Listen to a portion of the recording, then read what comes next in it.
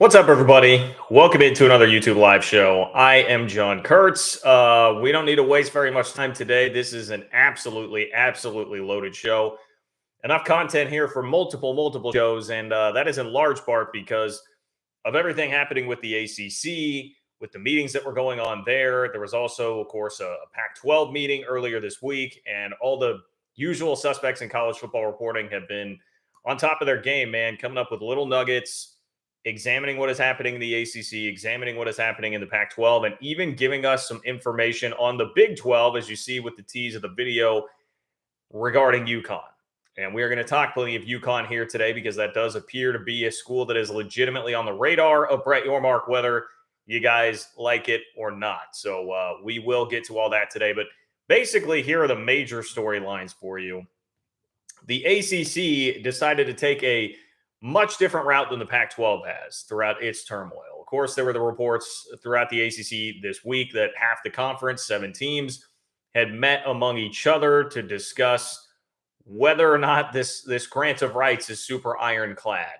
And instead of running and hiding from that, putting out a unity statement, the same things that the Pac 12 has done, the Pac 12 defiantly saying through George Kliavkoff, we will actually catch the big two conferences financially. The ACC admitted there is a gap. They have admitted the 7 schools were working together to try and figure this thing out. They have downplayed how much that really ultimately means, and they have somewhat projected unity, but they have been much more transparent and open about the process than the Pac 12 has. Totally different sort of approach.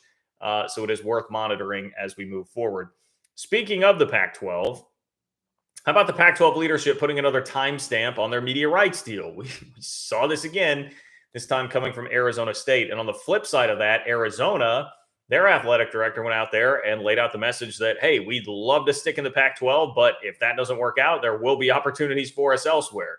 So Arizona continues to kind of go against the grain of what that traditional Pac 12 propaganda machine message has been there. And again, just being honest, laying out what the actual situation is there for them. And then, of course, the Big 12 and UConn being another big story. So there are plenty of nuggets along the way, plenty of news and notes to break down, but those are going to be the majority of the show here tonight, the big topics that we have to really chew on and discuss. So that is what I've got for you. But you guys know, if you've been here before, you can control some of the content here tonight. You can be a part of the show by clicking the $ below the chat box where it says say something. That is how you can add your donation with your question or comment. It will pin it up at the top of the chat for me, ensures that I see it, ensures that I get to it, supersedes everything else going on in the chat. And so it's a way that you can make your voice heard, control the content, and support the work that I'm doing to bring you Big 12 content on a weekly basis here on this channel, and conference realignment in general content here on this channel. That I cannot do without all of your support. So I truly do appreciate all of you guys who contribute that way. Totally free way to support the channel is just to click the like button. Just like the video. That is all it takes. That is a completely free way to support the work that I'm doing here on this channel. You can also leave a comment under the video before, during, or after. Those all help the algorithm. So any of that is much appreciated, whether you love me, hate me, agree, disagree. All of it is fine. You can contribute on Venmo as well if you are catching this after the fact. It's John-Kurtz-4 to donate on Venmo as well if you would prefer to do it that way. Or again, if you are not catching this live, that is another easy way to support the channel. Okay, so with that, the table is set here today. I see one complaint. I have to chuckle at the complaint in the chat saying clickbait. Rudy, my man, you're going to change the way that I'm starting this whole damn show. Which was going to be to dive into a donation and then get to some of the ACC stuff before UConn. But there's a whole, here's 1, 2, 3, 4, 5, 6, 7. There's 7 paragraphs in a story from The Athletic about UConn and the Big 12. So you can suck it with your clickbait comment. There was a 7-paragraph diatribe about UConn and the Big 12 in The Athletic story that covered all realms of conference realignment earlier this week. So that is my message to you, my friend. We can start with a little bit of UConn here. Brett Yormark continues to explore his options. This is from The Athletic. Brett Yormark continues to explore his options for expanding the Big 12 into a 14 or 16 member conference going forward. Nothing seems imminent in terms of extending invitations to new members, but the first-year commissioner is doing his homework and UConn is one of several schools on his radar, Big 12 sources told The Athletic. UConn's men's basketball title run this spring certainly sparked more interest for Yormark, and the school is viewed as a potential good fit for several strategic reasons. And here, this is the interesting part of it to me, because obviously everyone will look at football and be like, I mean, gross. Like, no thanks. But outside of that, it's championship caliber men's and women's basketball programs. And it says, so is the opportunity to establish more of a presence in the New York City market. So I would say keep that in mind when we're talking about the UConn discussion here, whether or not you agree with it. What do we know about Brett Yormark? Like, this is a guy that has worked in and around New York. Obviously, his time with the Nets is a very important piece of all of this. He's somebody that wants to be in New York. We've heard some of the whispers and rumors about wanting to get maybe the Big 12 tournament eventually out to New York. Like, that's something that this guy clearly values. He's mentioned like coast to coast, wanting to be a conference that's going coast to coast. Much of the focus has been on the West Coast, but the East Coast counts in that too. They're doing partnerships, like they have the thing in Rucker Park where they're going to do clinics at Rucker Park. They've already tried to make some inroads into the New York market there. So that is a huge thing that UConn would check off. That is a huge thing that UConn would do for the Big 12 is get them some potential inroads to New York. So I think it is something certainly to be taken seriously. Now, whether or not that is going to be something that he can get the entire Big 12 on board with is a completely different idea. Whether or not that is something that UConn would even be completely on board with now that their basketball is back in the Big East, that is also a very reasonable discussion to have. And that's why there are 7 paragraphs here in this Athletic article about it, because there's a lot to break down and there are a lot of dynamics and moving parts with that. So, nothing is imminent there, but I think UConn definitely, I mean, the Athletic basically lays it out there. As much as we're talking about the 4 corner schools and as much as we've been talking about like Gonzaga, other things that have been reported, like I think UConn belongs very much in the discussion along with all of that. Because we know that Brett Yormark wants to do this basketball thing up big. And I firmly believe that there's something to being able to squeeze a good chunk of extra money out of separating the basketball rights from the football rights. UConn, the reigning national champions, obviously would help out a lot with the strength of their basketball program, plus help create more of a coast-to-coast atmosphere with getting you into New York. Once again, whether or not you agree with it is not really the point here. The point is UConn checks boxes that are fitting into what Brett Yormark's vision for the Big 12 is. So I do think it is something that deserves to be taken more seriously. So let me get to a couple of donations here really quick, and then we can get back into the rest of what the Athletic had to say about UConn, because I can see that Browns and Beers is wanting to chat a little UConn here. So I appreciate it. Browns and Beers, thank you for being on the show tonight, and thank you for your support as always. Browns and Beers says, would at the very least like to see UConn commit to building an on-campus football stadium and more resources to the program. They are a massive part of the NYC Northeast market. Yeah, and that is a part of this discussion, is like if UConn joined the Big 12 and started making Big 12 money, started pulling in $32 million a year, if they're going to be a full-fledged member right off the bat. That was another thing the Athletic brought up, is would they come in at a discount rate at first, at least? How would the financials of all of that work? But they would stand to make more money in the Big 12. Would that then elevate their football program? Would that allow them to pump more money into their football program to do the kind of thing that you are discussing there? I want to see the football. Okay, so yeah, next paragraph actually is about the football program. So let me just dive into that, Browns and Beers, and parlay off of what you're talking about here. The Athletic says, how would UConn football fit? The Huskies are coming off one of their best seasons in quite some time. Jim Mora pulled off a dramatic turnaround in his debut season, winning 6 games and getting the program to a bowl game for the first time since 2015. The Huskies haven't finished with a winning record since they were Big East co-champs in 2010. Ouch. And played Oklahoma in the Fiesta Bowl. They've had 6 head coaches since then and have lost 9 or more games in 7 of their last 9 seasons. But if they were given the resources and platform that the Big 12 offers, could they become a more legitimate program by the end of the decade? Says Yormark views these expansion projects more from a professional sports lens, seeing things in terms of future upside more than past achievements. He's looking at programs he can invest in by helping build up their brand so they eventually make the Big 12 more valuable when it's time for the next TV deal in 2031.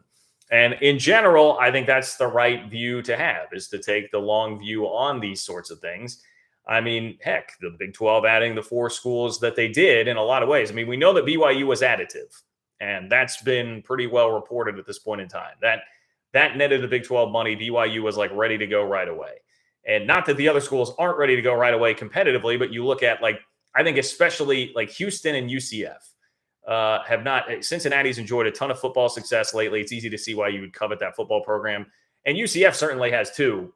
But with UCF's relative young age as a school with a young alumni base that's pretty hungry, very committed athletic department, their location in Florida, that you project that out long term, and you can see a ton of potential there. And Houston being in such a large market, they have not enjoyed quite as much success as of late football wise.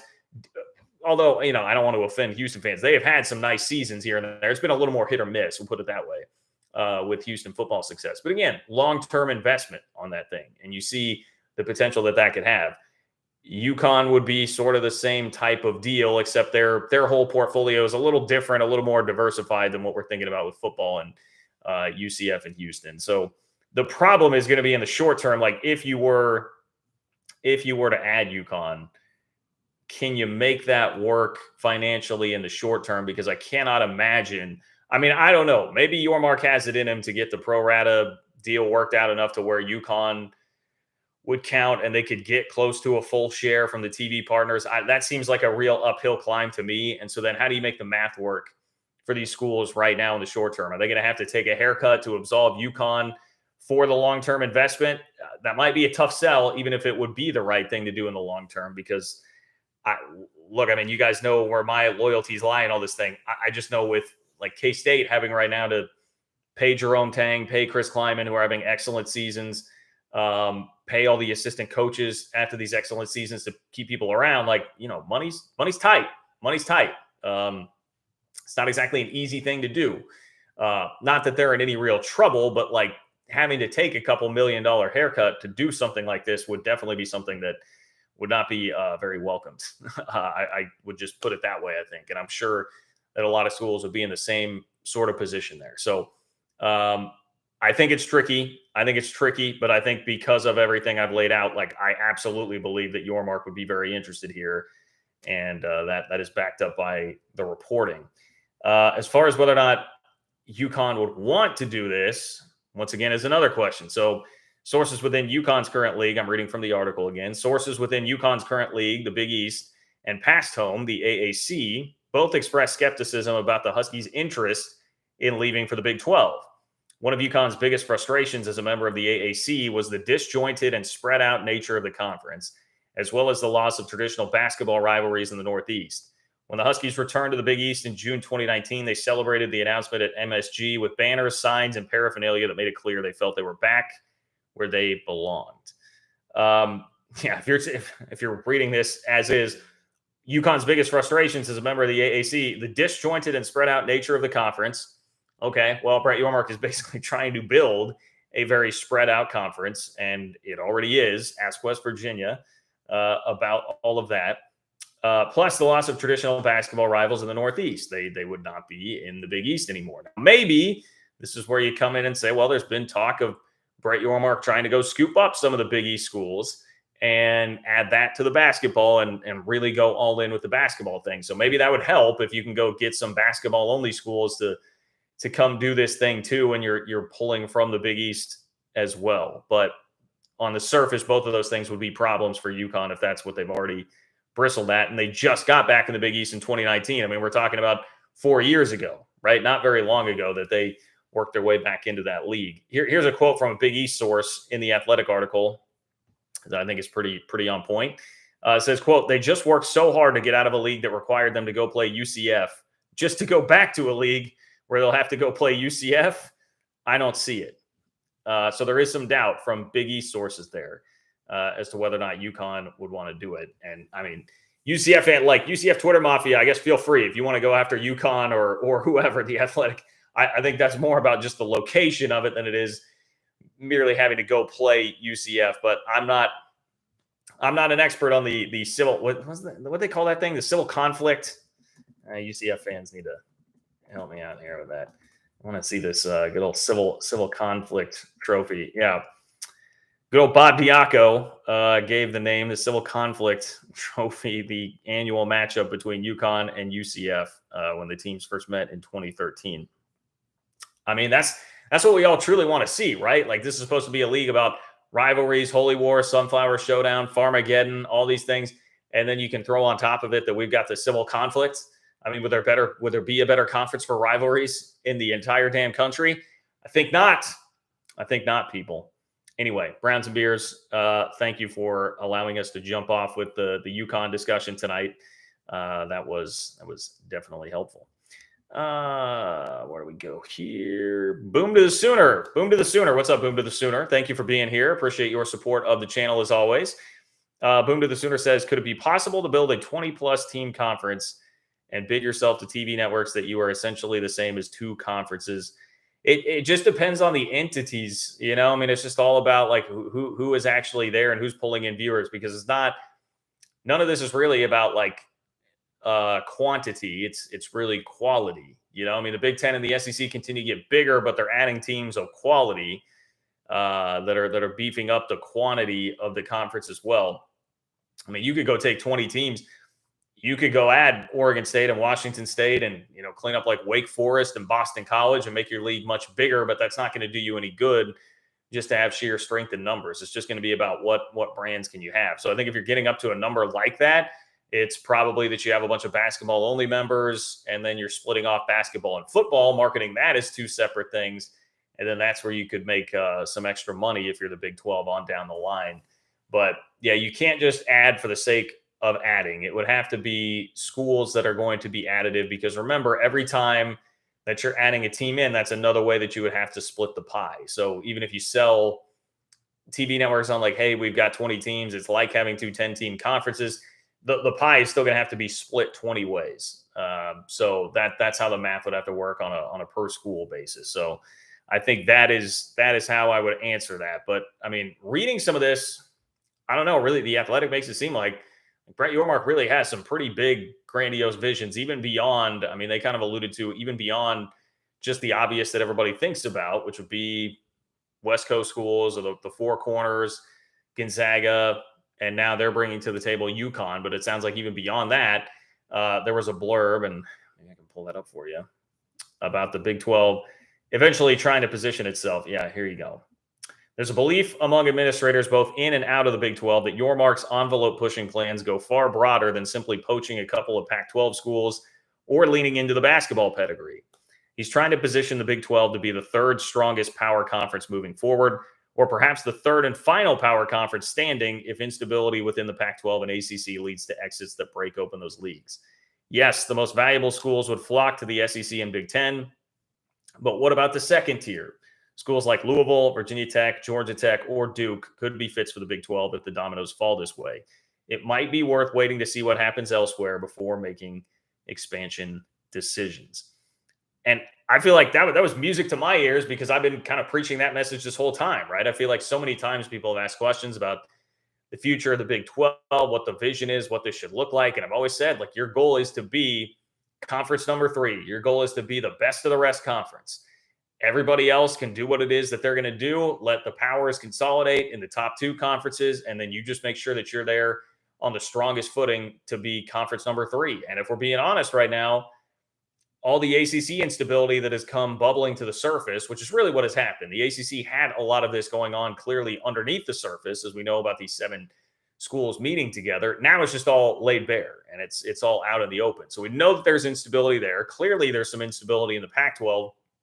The Big 12 is sitting here. It's the most stable and strong conference as it is right now. So they're on that path. And I'm glad that it's being reported that is Yormark's vision. Not that I really had much doubt about that. And I don't know that anybody could have much doubt about that. And just seeing the way that he has operated, even his detractors, I think, would have to admit, like, that's clearly, you know, they would just say he's been too aggressive and thinks too highly of himself and what he can do.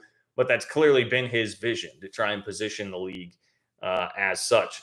I think that's absolutely the right move based on the current climate and the current atmosphere that we have right now. Noel or Noel, I appreciate the donation. Thank you for the support. Don't see a question or comment there, but appreciate you being a part of the chat here tonight. Thank you. Rob, what's up, Rob? Rob S. Rob, I did see at the beginning of the chat you were not a fan of the UConn talk here. And chiming in, Rob says UConn's athletic department is a complete mess that needed $48 million in state funds and $6.5 million in student fees. Financially, they are worse off than Rutgers. No to UConn. I did not know any of that about the financial situation of UConn. I would just again point you back to what the article said, which is this is a long-term play. It's about the long-term viability of UConn. So with an extra infusion of cash, now they would have to get it together on their end, right? If you have poor spending habits, that's not going to change if you suddenly start making $1 million a year instead of $50,000 a year. The poor spending habits are going to carry over. I believe a wise man once said, "More money, more problems." So they would have to shore up some of that on their own and be more fiscally responsible. And I don't know the details of how they got into that situation that you're laying out there. But the idea would be just devoting your time and resources and energy to helping them grow, helping them evolve. I think that is the way that Brett Yormark would be looking at it, plus the basketball, plus the connection to New York. So I understand the concerns, man. I mean, I really do. I don't even think you need to me, you don't need to go further than just like look at that football program. I mean, before last year, like at the beginning of last season, a year ago, UConn was still a meme. Like UConn football was still a meme.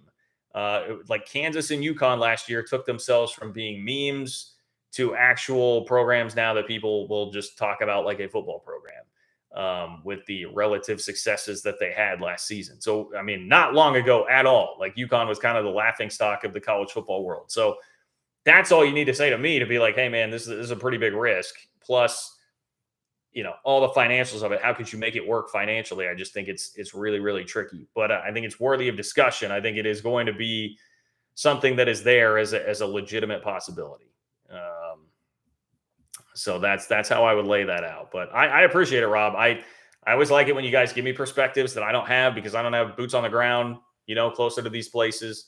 And especially those of you from your fan bases that are cluing me in on what is going on. So if you guys want to be a part, like Rob was, of the chat here tonight, click the $ below the chat box where it says say something to donate. That's how you can get in with your question or comment tonight.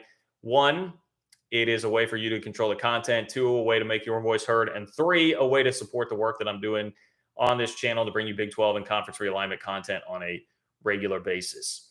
If you could like the video, I would appreciate that as well. Totally free. Just 1 click. And that's a very easy way to support this channel as well. And on Venmo, it's John-Kurtz-4. If you're catching up to this after the fact, not having a chance to view it live, that is another way you can contribute to the channel as well. So that's the Big 12 and UConn. We start there. Let's transition to the ACC because, I mean, I think nationally, obviously, this is the one that has garnered the most attention this week. The Big 12, Pac-12 soap opera, melodrama has been going on for a long time now. I think to a lot of people has become somewhat tired. The ACC was always just like more whispers. And we had seen quotes pop up from the athletic directors and the leadership at Clemson and Florida State and North Carolina and Miami just a little bit over the last few months. Seemed like that started like January, February, but nothing had come out like fully to light. And of course, right on the heels of the ACC gathering for meetings this week, we see reports start to leak about the 7 schools that were meeting with each other. Let me see. I was going to try and knock that out by myself, but I know I have the list right here. So it was Virginia Tech, Virginia, Florida State, Clemson, Miami, North Carolina, and NC State. Those are the 7 schools that met together. That represents half the conference. And obviously, that was reason for some concern. And it was a pretty wild couple of days for the ACC because the first day of these meetings, we were seeing tweets from like Brandon Marcello, national guy, who said they just met for, I think I remember, were we talking about this on the last live show? No, I guess it was the tape video that I did earlier. But, you know, it was like a 4-hour meeting that was over an hour longer than it was supposed to be. And everybody that came out of the meeting said that they weren't allowed to talk to the media. And so everyone's kind of going around like, ooh, boy, like right on the heels of that report about the 7 schools. Now we're seeing that. That's pretty crazy. Then you had like a fake account out there talking about athletic directors yelling at each other that I don't believe had any legitimate veracity to it. But the rumors were flying. Like everybody was kind of off and running in conference realignment world, which is As we well know, that's all you need. It's just a little bit, and it's going to create a firestorm, usually, of speculation. That's where the ACC was at. Now, they had a couple choices from there, in my eyes. You could either run and hide and throw out some blanket unity sort of statement like the Pac 12 did at one point in time and try to let that speak for you and just have anybody that's going to talk say, like, hey, we're very unified, the most unified ever. Try to say, hey, financial situation is not as bad as you think. We'll find ways to catch up. That was the Pac 12 playbook. That was the George Kliavkoff defiantly stating that his league was going to catch the top two financially. It was everybody saying, I've never seen us as unified as we are right now. And coming out with these timelines that they're throwing out in the media, literally releasing a unity statement. And the ACC, we have reporting that says they kicked it around and they decided not to do it. It actually came from Pat Forty. Pat Forty says, as speculation and rank rumor roiled, boy, that's a journalist using some $10 words there. As speculation and rank rumor roiled outside the meeting rooms of the Ritz-Carlton in Amelia Island, Florida this week, there was discussion among ACC leaders about doing what comes naturally amid realignment drama, putting out a statement of unity among the league members. The ACC punted on that idea, a small triumph for honesty in an inherently dishonest process. I agree with him on that. I love that line, a small triumph for honesty in an inherently dishonest process. And then this is a quote that has grabbed a lot of attention. Comes from Pat Forty's article. It says, quote, we're not unified, is how one ACC source explains it. We're unified until someone offers a school more to go somewhere else. Everyone is going to grab it. And obviously, I appreciate the honesty.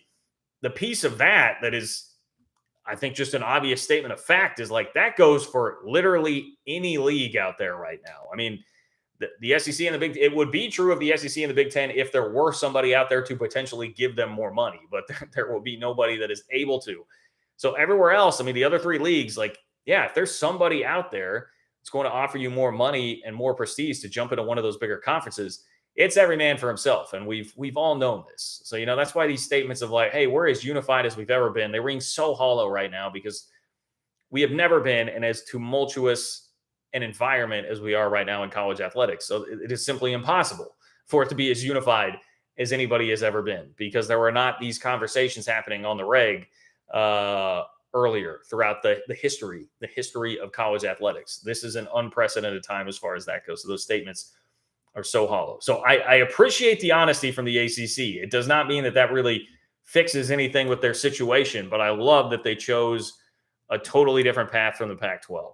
So I'm just going to read you from the Athletic article. I think they did a really good job of just kind of summing everything up and what happened over the last couple of days at Amelia Island.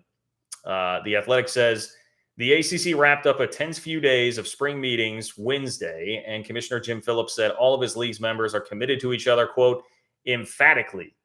Now, that, in light of everything I just said, I roll my eyes at a bit. Like, hey, we're committed to each other emphatically. Like, all right, man.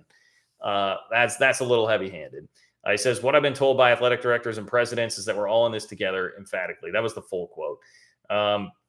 Phillips' comments came in the wake of multiple reports, including from The Athletic, that 7 ACC members had examined the league's grant of rights to determine whether it could be challenged in court, which could then pave the way for one or more to leave the ACC before its media rights deal expires in 2036. So here are a couple other quotes from Jim Phillips, the commissioner of the ACC. One, Phillips said he encourages universities. Remember this? Phillips says he encourages universities to come to the ACC headquarters to examine the conference's grant of rights. He is encouraging schools to come look at the grant of rights. He says, quote, that's not a warning sign to me that something bad may happen, etc.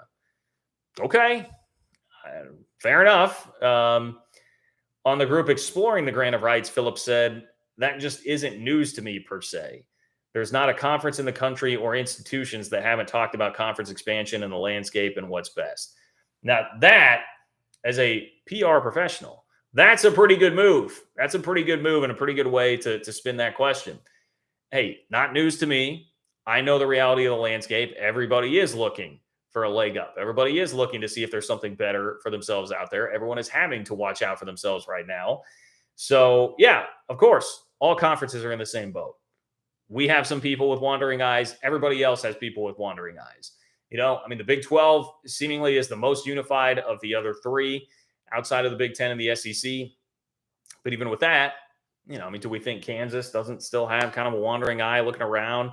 TCU got a little bit of mention with the Big 10 at one point in time because of that Dallas market that they may have been on, and like a second list of expansion options for the Big 10. Like, of course, these schools still have one eye out for that, even if the Big 12 seems pretty darn locked in right now. But it's all because of options. I mean, many people have accurately pointed that out. The Big 12 has the least amount of schools with options like that, like high level options. Right now, the Big 12 doesn't really have any that are realistic. Meanwhile, the Pac 12 has Oregon, Washington, and then obviously the schools that we have discussed here in the ACC. So that's a good move by Phillips, pushing that off. I'm like, yeah, we're just in the same spot as everybody else. The difference is the ACC has by far the most vice grip sort of grant of rights going on with them locked up into the mid to late 2030s. A little bit more from this article. Virginia Tech athletic director Whit Babcock told the Richmond Times-Dispatch he confirmed. So that's a confirmation on the 7 schools. He confirmed the 7 schools were Virginia Tech, Virginia, Florida State, Clemson, Miami, North Carolina, and NC State. And they have met together and with lawyers to examine the document. Quote, I would classify it as a number of conversations, usually in small groups, on interpretations of grant of rights, of bylaws of the league, of options that may be out there. But as you know, the grant of rights has been looked at a lot of times by a lot of people.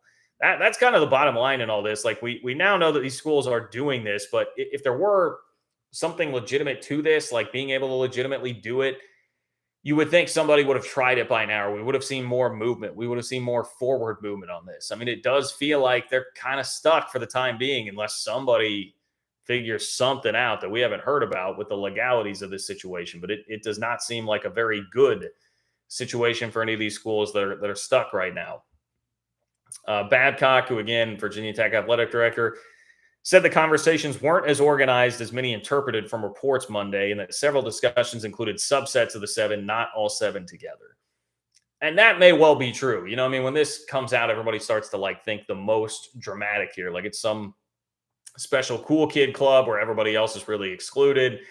And, you just picture them all huddled up. I kind of picture them all huddled up like what it looks like with the college football playoff selection committee when they show them in a big hotel room with a ton of TVs. I just picture them all huddled up looking at a bunch of legal documents, just sprawled out everywhere and everybody parsing through it or something like that. But it seems like it may not have been that formal or that organized. Babcock did admit this. He said, I think it was less than ideal that it came out, but it's been a catalyst for some real conversation and maybe getting to things a little faster that we've been working on as the ACC. And let's get to this paragraph. I think this paragraph is pretty poignant. It says he and his peers came out of their meetings with grievances aired, positions clarified, and efforts explored to move to a new revenue model that would reward teams for competitive success. Administrators at Florida State and Clemson have been the most vocal in recent months about their support for unequal revenue distribution. That is the advantage now that the ACC has here. There was another article, I think it was Pat Forty's article, that reported I think it was Babcock even, who said some of the other 7 who were not a part of this were kind of blindsided by finding all of this out, but they found it out, and they found it out when they were about to go meet with each other. So there was no hiding. Everybody had to get together, get in rooms, and talk about all this. And now you kind of know where everybody stands. Not that, again, that's going to change anything from where they were to where they are now, as far as if somebody gets a good offer, they're going to be gone.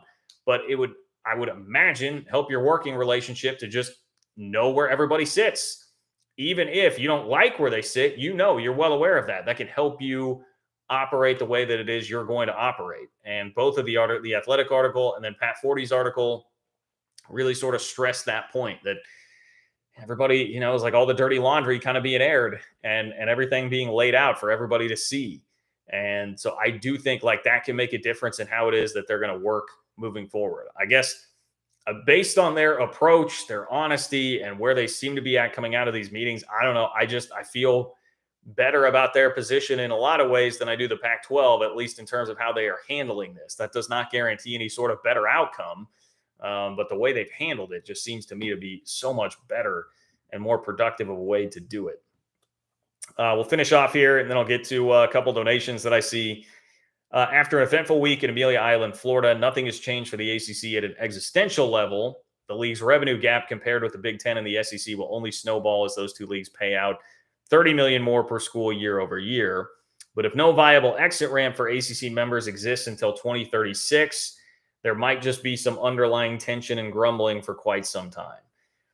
On that front, yes, the other thing is it seems like they all are now pushing closer and faster towards unequal revenue sharing. The highest number we had seen before I was reading Pat Forty's article today was like 5 million, that hey, if you had a great season, made the college football playoff, it could be worth an extra 5 million for you that year. Pat Forty now floated the number 10. So, okay, if we're talking about like 10 million, no, it's not 30, but that is fairly substantial.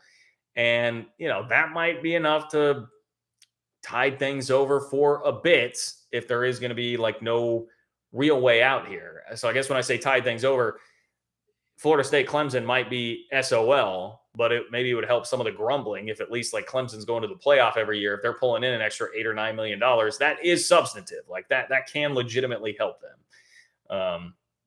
And maybe at least in football, maybe you're still a little more cash strapped in basketball, but we know that football is what really drives a lot of these, and the schools in particular that are really upset with the unequal revenue thing and trying to push that. Football is king. And if that can help you on the football front, that would be a pretty substantial difference. And of course, when I'm talking about all that, one of the first things I think of with the advantages that the SEC and the Big Ten have, with just being able to throw stupid money around, is coaches. Just being able to throw a bag of money at a coach and pull them away from a school in one of the other three conferences because they simply can. Missouri's basketball situation, I remember being surprised by how much they were paying Dennis Gates, but they can. They've got that extra money floating around, even though they're just a bottom tier SEC school. They're an SEC school. They've got that extra money. They can throw that money around. So anyway, then I've already read the Pat Forty part. That's what I've got on the ACC. That seems to be the report on the ACC and what's been just a fascinating week for them. I think that's a pretty good like state of the union for the ACC right now. It is going to become something that I imagine we see, maybe not take on the full-on life of Big 12, Pac-12. But now that this has been out there and there's now like a renewed interest and perhaps more so than that, just a renewed feeling of a sense of urgency for something to happen in the ACC, unequal revenue sharing, somebody decided to challenge the grant of rights, whatever it might be. I think this is something that we'll continue to see followed and probably get little bits and pieces of information coming up like we have with the Pac-12 for a while. All right, if you guys want to be a part of the show tonight, you can click the $ below the chat box where it says say something. You donate, leave your question or comment, ensures that it makes it into the chat, ensures that I will see it, supersedes everything else in the chat. It will pin it up at the top for me. So it ensures that you get your voice read, your voice heard here on the chat tonight, control the content, and support the work I'm doing, bringing you Big 12 and conference realignment content on a weekly basis here on the channel. If you could also like the video, I would very much appreciate it. 230 plus people in here, only 80 likes on the video. Just one click, that's all I ask. Totally free way to support the channel as well. Leave comments or questions, whatever it might be, on the video as well. All of that stuff helps with the algorithm. So appreciate all the guys that do support as always. Boom to the Sooner. Out of the possible available ACC and Pac-12 teams, Louisville, Utah, etc., which four would you want most for the Big 12? Good question. Let's bring up. Always when I do this, I want to bring up the list of teams because it's really easy to just forget. So I was about to say, like, look, we're thinking football, basketball. Football is still king, but I have my eyes on the prize with this basketball that Brett Yormark is trying to put together. I like Louisville a lot. Louisville was close to being invited to the Big 12 at one point in time before they made their way to the ACC. The basketball thing is kind of a freaking mess right now, but they're obviously a very tradition-rich basketball program, and they have solid football. So I really like Louisville there. Out of the four corner schools, I know Arizona and Colorado have had just dreadful football. I still do, especially like Arizona for the basketball. So I'm probably going Arizona in there. If like Virginia Tech seems to fit the model, like people were telling me about Virginia Tech's ties to the Northeast and like New York City and big alumni base up there. So Virginia Tech, even though again their football has been pretty mediocre, like that seems to make a lot of sense. And then out of the four corners, I mean, I guess like throw me Arizona State. I don't know. You guys can probably pick apart that list. That was very much off the cuff and without a lot of deep thought put into it. But just a thought. I just think with all of that, you're looking at casting a wide net and probably trying to get to a much bigger number. If it's going to include ACC schools, I think it's going to be much further on down the line. And well, here's the deal. If it includes ACC schools, it's going to be like with just a massive shockwave of movement occurring through college football, because that will mean if the Big 12 is scooping up those ACC schools, that will mean that 4 or 5 school block, Florida State, Clemson, North Carolina, Miami, and then maybe Virginia, would be off in the SEC or the Big 10. And we would have like this next major wave of stuff coming. The ACC would be crumbling, and you'd be picking up, I would think, multiple schools out of that batch. So there's just a lot. There's just a lot on the table there. I guess Duke is, shoot, I'm sitting here talking about basketball. Like Duke would be maybe available there because they were not a part of that 7-school group that was trying to look at the grant of rights. Perhaps they are not actually coveted by like the Big Ten in this sort of scenario. So if you can get Duke basketball, I mean, I hate to keep just bringing everything back to basketball when I know the currency of conference realignment is football. But if you're thinking about the Big 12's big goals here and what Yormark is trying to do, I do think that could fit. So anyway, I hope that was not too scatterbrained of an answer to your question. My friend, boom to the Sooner. Scroll down here. Daniel, what's up, Daniel? Cat fan in Huskerland, a.k.a. Daniel Osborne, checking in as always. Much appreciate your support, my friend. Great to see you here tonight once again. Daniel, very, very generous as always.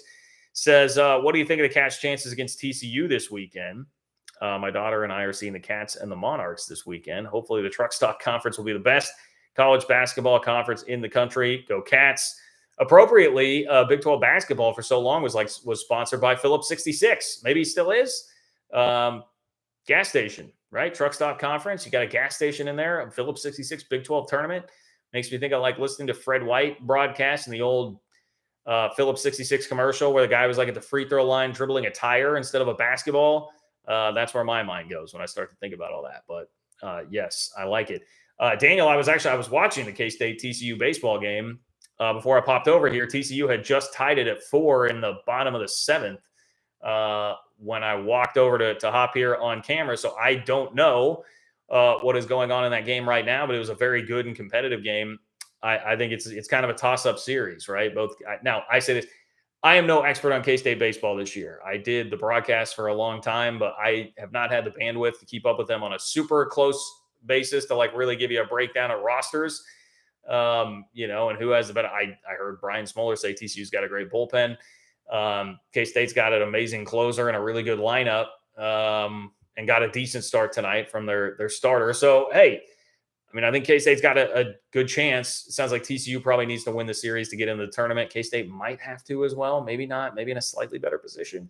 I think it'll be pretty tooth and nail, man. I would expect that to be a really good series this weekend. So I might be out there on Saturday. I'm mulling over the possibility of going to the game on Saturday, depending on how the rest of my week plays out. So we'll see.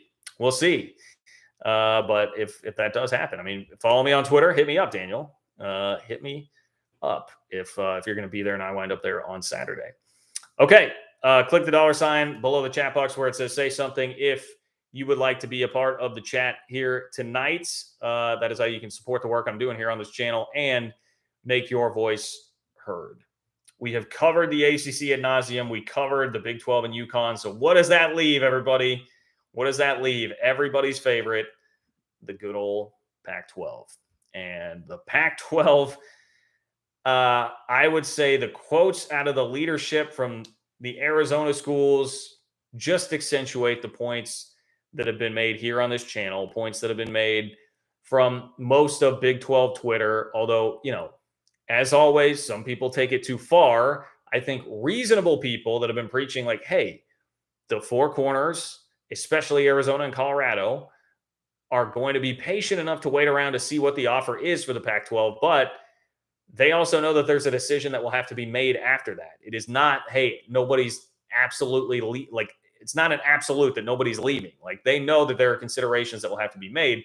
They would just prefer to stay in the Pac-12 because moving sucks and having to move all your sports and, do that whole song and dance. That is not a convenient thing for anybody. So if they can continue making the money they've been making, stay competitive, and be able to stay in their league, of course they would like to, but they know that may not be possible and they need to make a decision. I think anybody that has had that very reasonable take is going to feel justified by what we saw from the athletic director at Arizona. And then anybody who has also looked at it and said, why the hell does Pac-12 leadership continue to give us like specific dates for when they think that this deal is going to get done? Because all that has served to do is just get them more scrutiny, more frustration from their fans, and more jokes at their expense on Twitter. And yet that happened again, thanks to the Arizona State athletic director. So here's what we've got. Arizona AD Dave Heek. My apologies there to Dave. I did not look up a pronunciation before this. As a former on-air broadcaster professionally, that is certainly my fault. I should have figured that out. But anyway, here is a quote from him this week. He says, quote, "I'm not sure how to say it because it might change tomorrow, but we're faced with a new and ever-changing world in conference alignments. Adjustments will have to be made, but I know that we will land in a very good spot. Certainly the hope, who knows, whenever you print the result, may be different than the hope, but we'd like to be with the Pac-12 and continue the great tradition of the conference." Okay, so if you stop there, hey, we'd like to be with the Pac-12 and continue the great tradition of the conference. But then the next line comes. It says, but if not, there will be a new landscape and a new opportunity for the University of Arizona. Basically in concert with what the president of the University of Arizona said not that long ago, which was admitting that there were things that they liked about the Big 12 and said, we're going to be patient. We have confidence the Pac-12 will get us a deal here that'll be great, but if we have to make a decision, we'll make a decision. That's me, of course, paraphrasing, but that is basically what the president said, and now the athletic director has come out and said basically the same thing. So hardliner stance on the other side that like nobody's even considering leaving. I mean, here's another public quote from somebody at Arizona that says, but if not, there will be a new landscape and a new opportunity for the University of Arizona. They're coming out and saying, like, there is a chance that is something that they are thinking about, is something they are considering, even if they're being patient and even if they are saying the right things about having faith in the Pac-12 to get a satisfactory deal out there on the table for them. So just want to reiterate that and throw that out there. Like, that's been no real secret that's been Arizona's stance. And now they're just telling you once again.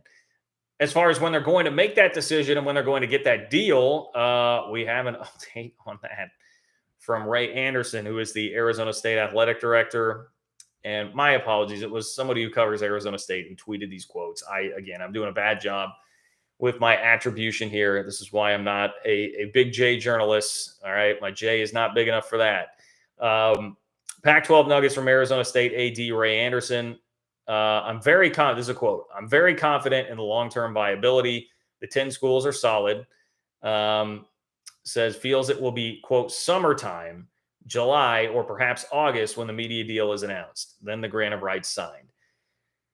So we time-stamped it again. Not just with summertime, but July or August. So, for a long time, it was like I heard Ross Dellinger on the Yahoo Sports College Football Podcast, or the Yahoo College Sports Podcast, today outlining like, hey, we were hearing that around football conference championship week, the Pac-12 was maybe going to announce something. And then all of a sudden it was the basketball tournament. And then that didn't happen. And, it was like March, April. And we saw John Wilner saying, hey, the line will plummet. His line for favoring Pac-12 survival will plummet if it gets to March and it gets into April and we don't have a deal yet. And then that changed. And now here it is again. We're getting dates put on it. We're getting months put on it. We're getting it time-stamped, July or perhaps August, and a quote of summertime. I don't know what the hell these guys are doing with that. There is no advantage to it. There is none. There's no advantage. Even if you're going to say, hey, we want to put some date out there for our fans to be happy. You just said July or August. It's May 18th. So you're already talking about 2+ more months. That's not going to satisfy anybody. That's not going to assuage anybody. That's not going to make any of your fans actually legitimately feel better. And now you've put another date on it that is giving you like this deadline. And if things don't go according to plan and something else gets screwed up and something else happens, and for whatever reason, ESPN lays off more people or they're worried about bad optics, whatever the hell reason is that you're going to give me, if something else like that happens, as has clearly already happened multiple times, well, now you just made yourself to look a fool again. Now you're going to have more questions coming around those dates being like, well, there's still nothing here. What are you going to do? It's just going to lead to even more of this. The Pac-12 has been so dreadfully bad at handling the optics and PR of this. It is unbelievable. That doesn't mean, now, again, don't get any of my words twisted here, everybody. That is not me saying they're screwed, their demise is inevitable, and it's coming tomorrow. No, it just means that they are doing a hell of a lot of harm to their reputation because of the way that they have handled this. Regardless of whether or not they survive, they've turned into a punchline, they've turned into a joke, and they look like a conference that is operating from a position of weakness because they keep doing stupid bleep like this. I just don't get it. You got to get some PR person in their ear and just be like, if you get asked about it, say, we feel confident in it. I'm sure it will happen at some point. That's what you got to say. It'll happen when it happens. We'll evaluate it when it happens. And that's it. That's all. That's all you have to do. I swear to God, you do not have to put a timestamp on it, Pac-12. You do not have to put a timestamp on it, especially one that's going to be weak anyway, not make anyone feel better, and then just put another unnecessary deadline on your commissioner who continues to overpromise and underdeliver. I just am floored that we saw that happen yet again. But it makes for good content. I mean, it's good entertainment value for those of us that are following this on a day-to-day basis. So, hey, I guess cheers to Ray Anderson at Arizona State from that standpoint, because damn, man. Now, Arizona State has their public stance has been different than Arizona's on, hey, are you looking around? Because there was another quote that was tweeted about Ray Anderson, and it said, is Arizona State looking elsewhere? There's been no internal talks about other conference homes, quote, because we are a solid, important member of the Pac-12. No discussion about other conferences, end quote. Only talks have been about conferences whose members want to come to our conference. So Arizona State, which, I mean, that this is not completely accurate. But I get it that they're less open to the idea right now of leaving than Arizona and Colorado are. So if you want to come out and say, hey, we have not had internal talks about other conference homes, like, okay. Say what you're going to about that. I understand why you would say that there. I'm not going to like overly criticize the fact that you come out and say that, but that shows you the difference in thinking right now between Arizona and Arizona State, where Arizona is much more willing to be open and honest about the reality of their situation publicly right now than Arizona State is. And that reflects basically the attitude that we've seen the entire time with this. R Webb, what's up? Welcome to the chat, R Webb. R Webb says the Pack on PBS, book it. Well, hey, if you were somebody that was here for the Ion discussion or the CW discussion, how about this? This is from an article from The Athletic today. The negotiation process is different and slower with media companies that have little to no experience with college football rights. ESPN remains involved in the bidding process too. If there is any package of games on Ion or the CW, a source briefed on the negotiation said it would be very small and for the lowest tier offerings. But that still is saying if it's mentioning that as a possibility, that Ion or the CW would still be in that discussion. And I mean, again, this is The Athletic. They don't have any tie to either side of this. I very much, as The Athletic has been frustrating in the way that they have reported some of these things at times, but it's been almost from an anti-Big 12 slant. So here's, if anything, something that has leaned anti-Big 12 now saying, hey, it's possible that Ion or the CW could be involved in this. So it just makes me shake my head at, like the John Canzanos of the world that just shrugged that off like it was all just some evil propaganda from Brett McMurphy, of all people. Again, somebody without a real tie in all of this, that, Brett McMurphy was the boogeyman making this stuff up. No, The Athletic now, which is, if anything, skewed anti-Big 12 in this, is saying that it's possible that that's out there. So our web, we might be closer to that than some would think, looking at that and being like, oh, just another joke from good old our web. No, there might be legitimacy to it, folks. Might be legitimacy to it. Get ready with, damn it, what were the shows we were talking about there? Gilmore Girls and Gossip Girls. Get ready for Gilmore Girls and Gossip Girls sandwiched around. I mean, so what would be like the most bottom tier, like Cal Stanford? That'd probably be the worst game that you could have in the Pac-12 right now. Just throw the big game on good old CW. Anyway, Nate, what's up, Nate? Nate Simon's in the house. Hello, Nate. Thank you for your support. Appreciate you. Nate says, who is left for media partners now that NBC is out because of the NFL streaming deal, in your opinion? Interesting point you bring up. That was another thing discussed by Ross Dellinger on that Yahoo College Sports podcast. He said he was actually told that one of the hangups and why the Pac-12 deal has now taken longer is that NBC was actually more involved in the discussions than anybody had let on or realized, and then that fell through for some reason. And so that was a part of it.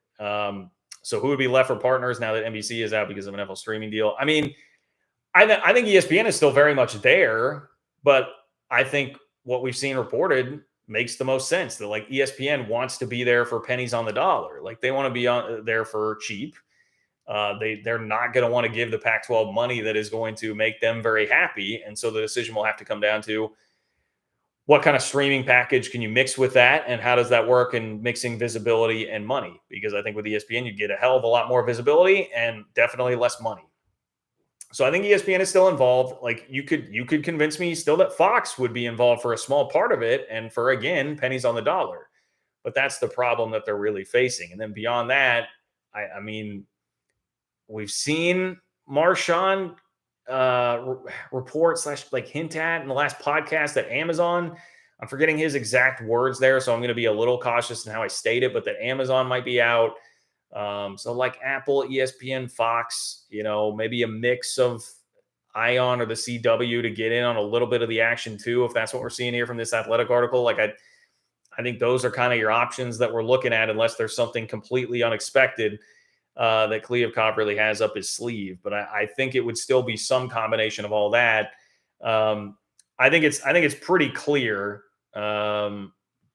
It's pretty clear that a streamer is heavily involved at this point because of the length of time that it is taking. And we've seen so much discussion about how, hey, they're just new kids on the block when it comes to live sports rights. It's going to take them a little bit longer than the traditional networks.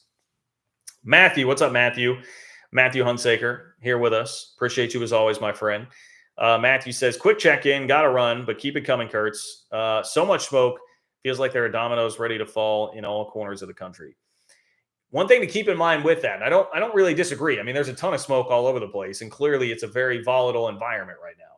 But the ACC, I mean, they had these 7 schools meet, and they haven't really been able to come up with anything, it would appear. So, you could also argue the ACC has now like gone through this exercise. Everybody knows they've looked at that, and they came out in the same position they were in before, which is looking like that there's not much that they can do. So could very well still be that the ACC is going to be tied down for a while. I guess the next thing you start to watch is just at what point does the frustration really take over from all these schools and trying to just say, to hell with it, we'll leave and let the lawyers, I guess, try to fight it out. But I don't know. I mean, if you look at like message board geniuses, the conversations that have been going on among some of these ACC fan bases have been like, well, what if we leave and we just don't play home games? We play neutral site games. We don't play home games because it's the grant of rights. You give up the TV rights to your home games. And so is there a workaround where we can just play? I mean, but like, imagine that, like, I guess if Miami wanted to leave and not play home games, I don't know, the 17,000 people that show up to Hard Rock Stadium every Saturday for their football games would be much fewer heartbroken people than a lot of the other programs. But I don't know. Can't see any of that really working out. Connor, what's up, Connor? I appreciate you, Connor. Thank you for being here, and thank you for supporting the channel. Connor says the Arizona State president said the same day the Arizona State president said that the same day the Washington State AD said it should be within the next weeks or months, and when it does, it will come fast and rapid. All right, I'm trying to parse all this. The Arizona president said that the same day. Okay, the Arizona State president said that the same day that the Wazoo AD said it should be in the next couple of weeks or months, and when it does, it will come fast and rapid. Okay, I haven't kept track of like all the Kirk Schultz comments. He has definitely spoken a lot here recently. There was one quote that I didn't get to that I had here. Here's one. Schultz told CougFan.com on Friday, I know our fans are frustrated. I ask everybody to be patient because we have more bidders coming to the table, more people interested as time goes on, and the 10 schools are as unified as I've ever seen them. I mean, look, he's the athletic director at Washington State, right? Wazoo, I say this with all the empathy in the world, knowing K-State's place in the world, but Wazoo doesn't really have options. If you're the Wazoo AD, you have to have the most positive, and he's the president. But if you're the Wazoo president or athletic director, you have to be as positive as you possibly can when you're speaking publicly. You just have to be. You have to project that for your for your fans, rather your fan base. But the 10 schools are as unified as I've ever seen them. I mean, just give me a freaking break. Like, yeah, literally, as you point out, like within the same week, the Arizona president has said, "Hey, we'd love to stay in the Pac-12, but if that doesn't work out, we'll have other options. We'll be great." That was not happening 10, 15 years ago. So you're not as unified as you've ever been, but whatever. So that was one quote there. Everybody be patient. We have more bidders coming to the table, but this is also the same guy that told us, look, this would have been done, but it was bad optics that we were worried about. Probably talking about ESPN, certainly a high likelihood that it was ESPN, and then ESPN goes out and gets involved in a 9-figure contract deal with Pat McAfee right after that. Optics be damned. So, I don't know. Yes, you're getting different messages. But to your point, Connor, yes, you're definitely getting different messages here from like Kirk Schultz and Washington State than you are from Arizona and Arizona State. And the comments that we saw there, which again represents like a part of the problem with the Pac-12. They've just, if you guys are as unified as Kirk Schultz just told me you were, why can't you get on the same page about what you're doing, reporting the timeline of all this stuff, and why have you been wrong about it? So there have been so many things that would indicate to us that you're not really that unified or on the same page about everything. But again, I don't blame them a ton for that. I think it all starts from the top down, and I think George Kliavkoff's overpromise, underdeliver strategy has really hurt that league for a long, long time. Okay, I think that's going to about do it for me, guys. I appreciate you all being here. We covered a lot of ground here today. Got through the main stuff here. There are a couple bullet points I may have missed on the Pac-12. I'll keep that tucked away and in mind to bring to you for the show Sunday. But other than that, man, we did good. We did well. Thank you guys for being here. Remember, spread the word about the channel, word of mouth, social media, Twitter, Facebook, Instagram. If you have like those Facebook groups with fans of your squad, fans of the Big 12, fans of your conference or realignment, whatever it might be, continue to spread the word about the channel. Let's make this community bigger and bigger. It continues to grow, and I greatly appreciate all of you guys who do that. Please like the video if you haven't yet on your way out the door. Totally free way to support the channel. Very easy way to support. Leave a comment on the video. It's another very easy way to support. And if you are not catching this live, you are getting it after the fact, you can support the channel on Venmo. John-Kurtz-4 on Venmo in order to do that as well. Alan beats the buzzer. What's up, Alan? Alan is in here. Alan Gilstrap, our resident Rock Chalk Jayhawk. Appreciate you, Alan, as always. Alan says, John, love to see Duke join the Big 12. Full disclosure, I was an undergrad at KU. Majored in the hawk and the wheel. I love it. But did my MBA at Duke. Okay. No problem with Yormark's basketball vision, Rock Chalk Jayhawk Alan. Yeah, I would imagine that's a pretty easy sell to Kansas fans, the vision that Brett Yormark has for basketball and ultimately trying to make this the biggest basketball behemoth out there. That's probably something I would think, like, for Kansas fans, that could at least placate you a little bit. I know the ultimate dream and thought has been, hey, get to the Big Ten. But if you are going to be in this behemoth basketball conference and you are able to make a little bit of extra money from the basketball TV rights there, and I know Kansas has deep pockets with donors for NIL because of the money that they're dishing out for Hunter Dickinson. Like, that's still a pretty damn viable position for what you guys really care about ultimately, which is the basketball program. So, yeah, I can understand that. And hey, the hawk and the wheel makes me laugh. I always remember the hawk. I was envious of the hawk when, I feel like statute of limitations is up on this. When I was an undergrad at K-State, and like I didn't turn 21 until my senior year of college. Like, I was one of those young kids. You couldn't get in anywhere in Aggieville, at least for me, at least a gentleman. I couldn't get in anywhere in Aggieville with a fake ID and drink early. The hawk, it was just like, I feel like that was the only way that you got in. I feel like once you hit 22, they just kicked you out of the hawk. It was very easy to do there. So shout out to the hawk, I suppose. Thank you for that, Alan. I appreciate you. Thank you for being here. Thank you to everybody who joined the chat tonight. Talk to you guys soon. I will. Let's see. I should be on Sunday. And Justin with another buzzer beater. Construction on USF Stadium starts in October. Justin, thank you for that update, and thank you for being here as always. You guys are great. Take care. Enjoy the rest of your Thursday. Have a good weekend, and I will see you soon.